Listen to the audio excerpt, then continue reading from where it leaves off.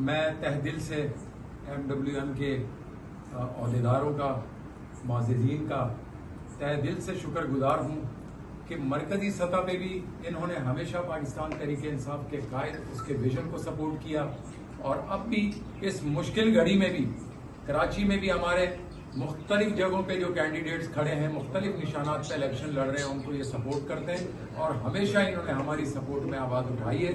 अब भी मैं ज़ाती तौर पे NA 235, 235 कांटे के निशान के ऊपर, ये जो आपको नज़र आ रहा है इस निशान के ऊपर, क्योंकि इलेक्शन कमीशन ने हमसे निशानात, बल्ले का निशान वापस ले लिया और हमें मुख्तलिफ निशानात जो है वो अलॉट किए हैं।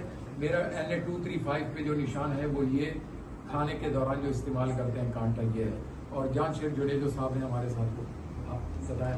जी औज़ुबिल्लाहि मिनश शैतानिर रजीम, बिस्मिल्लाहिर्रहमानिर्रहीम। इय्याका नअबुदु व इय्याका नस्तईन। सबसे पहले मैं बताता चलूं कि